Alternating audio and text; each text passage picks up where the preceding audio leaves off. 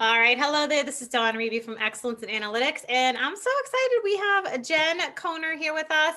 Jen, I'm excited that you're joining on board and sharing some of your awesome feedback and awesome background relative to training, relative to really creating these professional development roadmaps. So take a minute, introduce yourself so that everyone knows who you are.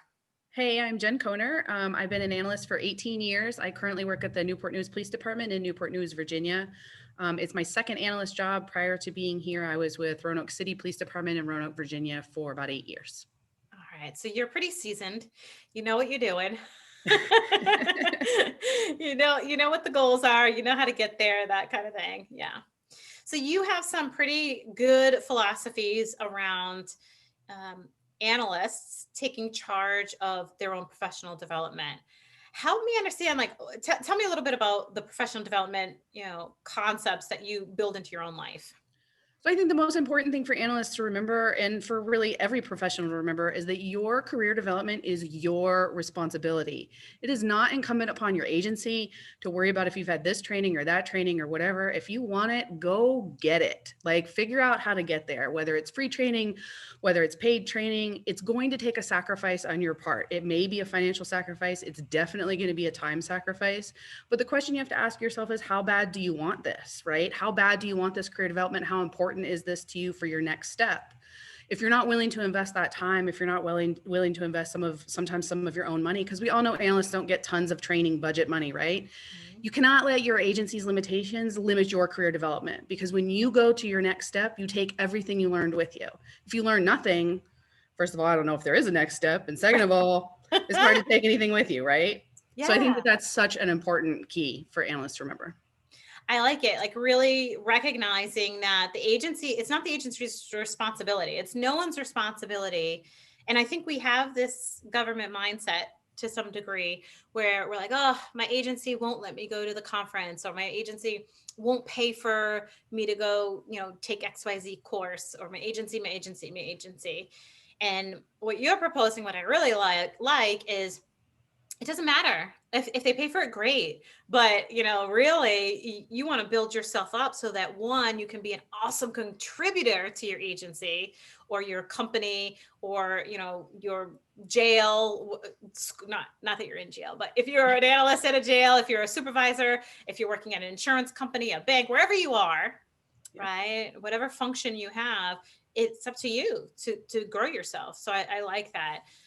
Have you come across analysts who are just like, I'm not taking that course because it costs money and I can't afford it?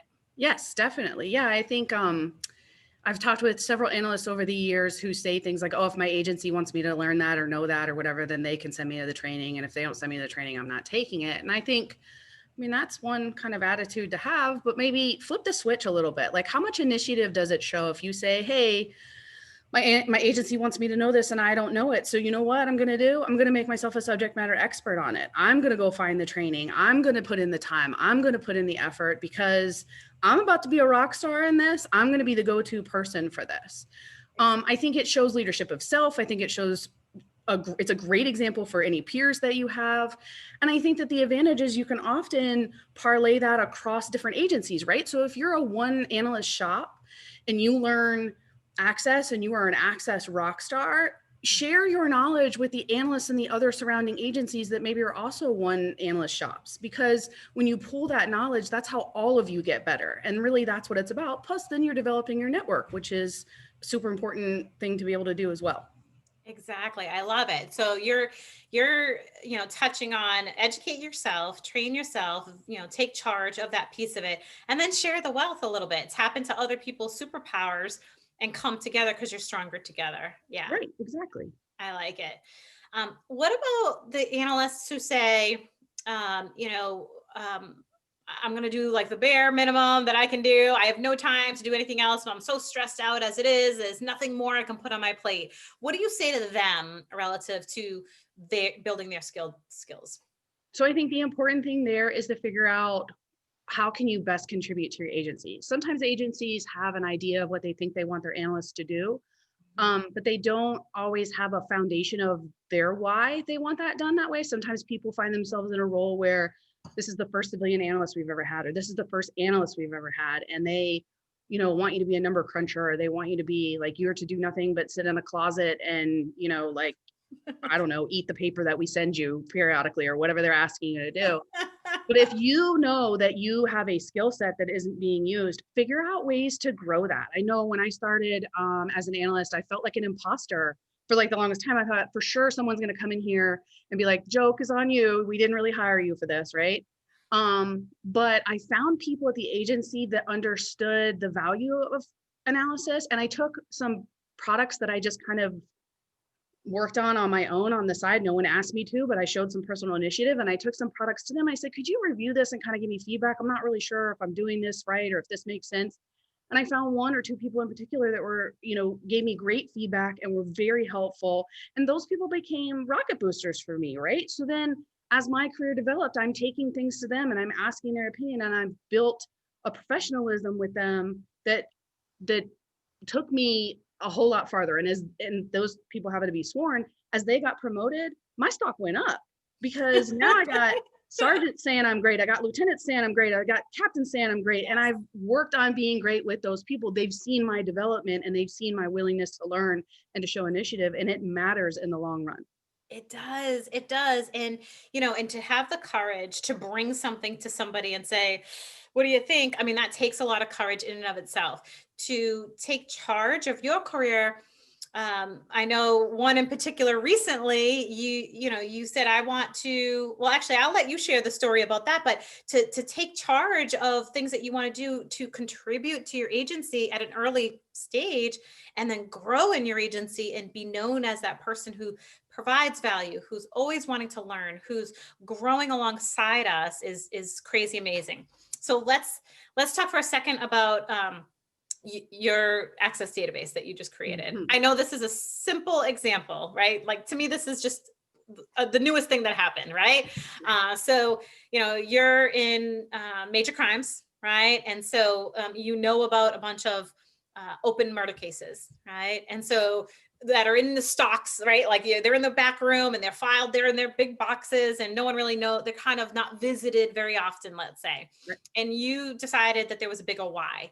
You decided, hey, I want to be able to make it so that my detectives, my chief, my whoever can tap into this information at any point in time. I want to be able to make it so that I, as the analyst, can tap into this information at any point in time. So help folks know what you did that was not required of you, that you just were creative, curious, and ambitious, right? So tell us about that.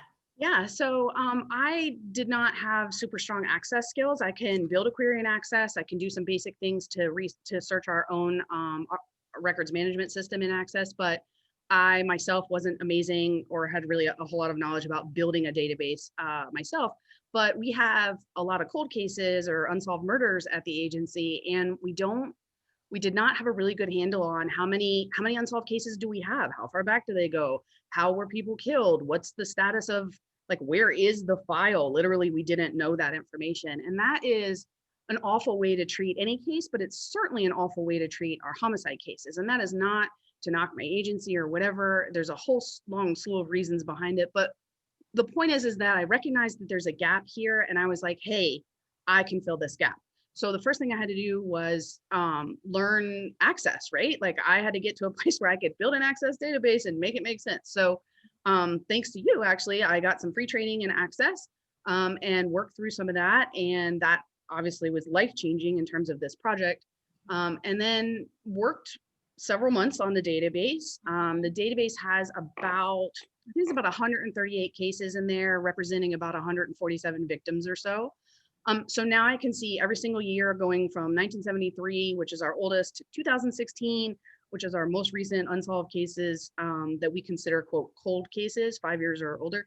I know everyone's cause of death. I know males, females, I know age ranges, I know genders, I know addresses, I know locations. Did it take some time? Absolutely. Was it worth it? For sure. It is so important that my agency now can answer a question from the media, that I can answer a question for the chief's office, that we can have a conversation about where these files are, who these people are, and most importantly, that we can tell the public sincerely, your case is not forgotten. Like this, just because it's gone cold does not mean we don't know where it is, we don't care about it, and that sort of thing. So it's been a really gratifying process, actually. I mean, I feel like I grew myself, but I also helped the agency, and then I helped the public, right? And these crime victims' families, even in ways that maybe they don't know, but that feels good for me. Yeah, and so you talked about two. First of all, congratulations. That's flipping amazing. I love this story because it wasn't your job. It wasn't any of that, but you found a gap and you didn't know how to fix it. You just found a gap. And you're like, okay, the gap is that we don't have these systems put in place, that they're people that may feel like they're forgotten, right?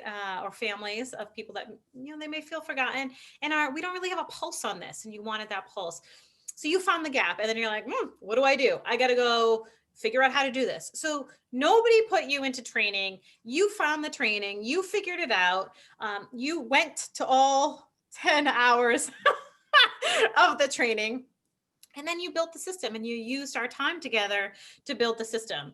And the other part of it that I love, all aside from the serving the public and serving your agency and you, the feeling that you got when that was done, you feel accomplished. Mhm. So, when someone says to you, what impact are you making? Like, you have stories now. You Yep. have stories about the impact that you're making. And I think that's that feeling, that appreciation for what you stood up and found initiative and became curious about, and you created inspired action around it. That's phenomenal. So the thinking about it, the envisioning it, the executing it, the feeling of it, all of it is awesome. And that really, I think other people here who are going to listen to this recording, I want them to take that away. I want them to take away that they're the best people to identify the gaps, and they are the best people to figure out solutions to those gaps, but they can't rely on everyone else to do it. No. Right. And I think too, sometimes I've spoken with analysts that have said things like, oh, well, my agency doesn't let me have that, see that, get that, whatever. Okay. If your agency doesn't let you touch homicide cases for whatever reason, then that's not where you're going to make your difference. Find another place. Or the other thing I noticed is most agencies don't, they have like assignments that they give analysts, and they, we expect ComStat numbers and we want this and we expect that. But then there's time in the middle where it's like cloudy time. They don't really know what you're doing. Spend that time filling that gap and surprise them with it. And you will be shocked at the reaction that you get. And you will be shocked at the way that can change the trajectory of your career. I know in my previous agency, I was looking at some cold case stuff with the cold case detective there. And I learned that we hadn't been submitting cases to VICAP over the years. So I said, hey, can I have access to VICAP? I just need you guys to sign off on these approvals, but I want to do this case entry. Historically, we that agency shipped those things off to state police to do, and then they just stopped. And I said, some of this stuff you just never know if it's going to make a connection somewhere. So they were like, well, we don't want to do it. Here's the access, right? So then I had all this experience with VICAP, and I know what it is, and I know how to enter cases, and I know how to search for cases, and I know how to make potential connections between cases. And the way that I rolled that into my current assignment is that when this opportunity came open for major crimes, which is now exclusive to homicide for me, I was able to convey that to them. There was no other analyst on my agency that had that experience. But it was all because I stepped outside of myself and my old job, and I said, this is really interesting and I'd like to contribute. Was it more work? Yes. Did it take more time? Yes. But it was something that kind of lit me on the inside that I loved. And it turned out to be super helpful to the agency at the time. And then it benefited me again when I came to this agency and I wanted to make a change in my assignment. So that's that transferable piece that you're talking about. Yeah. Right. Yeah. So taking the initiative. So, really finding the gap, taking the initiative, creating inspired action, and surprising people, being curious, being eager, and surprising people. It's not always going to work perfectly, but it's this continuous growth. And so, if it's okay to share, you also decided, I want to continue my growth and join the Rising Genius program. Yeah. And so you spent the last 6 months in our program, which I'm so excited about because I got to see a lot of this transition happen for you, among other transition that you've gone through in your life in the last 6 months. And then, the next step for you, you said, okay, great. I did all my growth work there and now I'm ready for the next level. And so now you're so the Rising Genius piece of it was building the access skills, was building the confidence piece, was building some of the basic things. And then the personalized piece was what Jen needed, right? Every couple of weeks, what Jen needs today, which you needed all the leadership stuff because that's where you are, right? And now you're joining in on the January program, the 6-month January program for leaders, for supervisors, even though you don't hold that role yet, right? Yep. Why are you doing that? Well, before I even answer that, if you don't mind, I want to say a little bit about Rising Genius. I feel like I was skeptical a little bit at first because. Whoop. All right, she popped off, but I'm sure that she's going to pop back on. She's saying that she's a little bit skeptical. And I think a lot of analysts are sometimes skeptical when they're, first joining into the Rising Genius. And I'm so glad that Jen did join in. I know she's going to pop back on here. She's looking to, or I can see her trying to get back on here. So we're going to let her do that. But a lot of folks are skeptical at first, like, what is this really going to do? And how am I really going to achieve? And her story is just so great. And the amount that she achieved in just a few 6 months, that she really just jumped out of where she was and became just a better analyst, more skilled, happier, more confident, all of it. And so, I know that she wanted to share her story with you. And I think that we're going to have to come back at another time to have her share the rest of that story with you. But now I'll give you a little taste of it. Jen is joining in the leadership program, which starts in our next session starts in January. Because she's ready. She's ready to really dive into team culture. She's ready to dive into that leadership cascade of who she is as a leader and how she's growing as a leader. So the success that she found in the first program, which is the base program, the Rising Genius program, really helped her gain clarity, really helped her gain, that perception. Where am I going? What do I really want? And the leaps and bounds that she made, which we will share with you. I know technology is a little wild today, so it popped off, but she's going to pop back on pretty soon, or we'll set up a part 2 to this. But the success that she made within those first 6 months, the growth that she had with confidence, with product, with skill development, with building analytical capacity, with all of those key pieces, really brought her to this next level, which is the leadership program and the great work that she's going to do in that leadership program starting in January. So I'm so proud. Thank you, Jen. I know you can't hear me right now, but when you listen to this recording, oh, wait, she's back. There she is. So she is back. I see you. There you are. Oh my gosh. I'm so sorry. It's okay. So I was telling your story a little bit.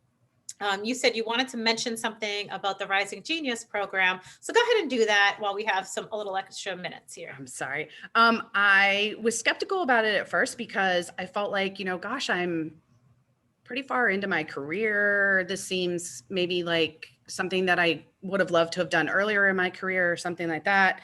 And then after talking with you, I felt really inspired, and I felt like the coolest thing about the Rising Genius program is it meets you where you're at. So if you're an entry-level analyst, Rising Genius is for you.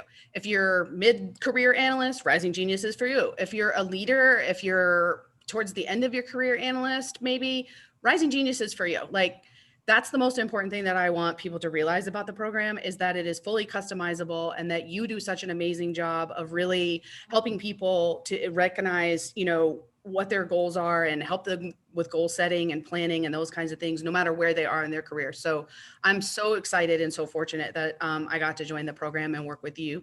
And I'm not being paid for this PSA. Just wanted you guys to know. But also I feel like I'm a lifelong learner, and this is an opportunity to invest and grow in myself and to learn more about me and learn more about my options and learn more about how to grow myself. Earlier when we were watching your live video, I posted something about RG helps you get to where you want to be faster than you think you can get there. So if you try to go it alone, you're fully capable of doing so. You'll probably get there, but I'm telling you, RG is going to help you make a huge, huge difference, and just get there faster. So I think for me, the biggest breakthrough that I've had with RG is that everything begins with leadership of self. Everything begins with it. If you can't figure out how to be in charge of your own life in all aspects, then you're not going to be successful in really any of those aspects. So, so thank you for that process. Oh, you are welcome. You're just amazing. I love everything that you've done and grown and been through. And you're right. Leadership of self is key. And we forget this, or maybe we never learned this, right? Or maybe we've known this, but we've put it to the back burner. And so, so you're so right in that leadership of self has to be the priority for us to really, move forward in our lives. Mhm. And so as we walk through, what do you do in your career? Well, you own it. You become that leader of self. You take really good care of yourself. If that means investing your time, whatever it is, getting yourself to where you want to go career wise, personally, all of it is up to you. Yeah. And so I want to do the leadership incubator because I'm excited about that next level for me, right? The next step in my personal path. I read a quote one time that said, if you're the smartest person in the room, you're in the wrong room. And I wish I know who said it, but they're a genius and I love it. Yeah. And I think that to myself a lot when I'm considering all kinds of opportunities. I never want to be the smartest person in the room. I never want to be the know-it-all. And there are times when I walk into a space and I have maybe the most experience in the room, still not the smartest person in the room. That's important. I can learn from somebody who's been doing this for 6 months. I can learn from somebody who's been doing this for 2 years, 5 years, 8 years, 10 years. I am not the greatest and the best just because I've been doing this for a really long time. It just means I've had probably more exposure and I've seen a lot of different things and I've had the opportunity to experience a lot of things, but there's still a lot of room to learn and grow. And I'm just really looking forward to being around those folks that have different experiences and have things to share with me and learning from them and just kind of leveling up. Yeah. Yeah. You're right. We all, I've learned so much from you personally. It's been tremendous. But you're right. If you are the only person in the room, if you're the highest level in the room, your growth capacity is limited, right? So the lid is on. And so, I myself am in a coaching program with people that are way above where I am. And I want to be there because I know that they're going to help me rise faster than if I was just doing it on my own. So I'm glad that you found that in Rising Genius. And I'm glad that in the RG program, and I'm glad that you're moving to the leadership piece, which is different. So the RG is that customizable one-on-one skill development, analyst, leadership of self, all that, right? And then the leadership one is really the upper echelon, the level up people who are, who have been through RG typically, right? And not always, but typically, and who, are really stepping up to this brand new level of leadership. And guess what it starts with? Guess what the first 2 weeks are all about? Your why? Well, a combination of the why and leadership of self, because Perfect. that's where it all starts. Yep. But thinking about team development and creating culture and buy-in and how we can be the leaders and influences that we want to be, words that we can use, guidance that we can provide, all of it. So I'm beyond excited to be part of the leadership group. We have a core group of people who are already registered, including yourself, to come on board. And so I'm really excited about that. And I'm excited about the next group who's starting to register over this week and next week, I believe. But we're wrapping it up. We're wrapping it up in December for our January registration. So, so I'm excited that we're going to just go. We're going to rock and roll with that 6-month program. It's going to be awesome. Yeah. So Jen, thank you so much for trying the Facebook thing. Even though it didn't work, you helped me out and you popped on here to Zoom. We're going to send this recording to our team so that other folks can really think about how they are stepping up to them in their own selves and how they're owning their own growth and development. And that transfer piece, that transferable piece, I think that you did a great job articulating. I'm very thankful for you for being here, for your experience, for your expertise, and for just sharing your awesomeness with the rest of the crew here. So thank you, Jen. Thank you. Thanks for having me. And for everybody who watches, thanks for your time to out of your day to watch it. And if there's anything that I can do to help anybody or any advice or information, feel free to reach out. Awesome. All right. Thank you so much.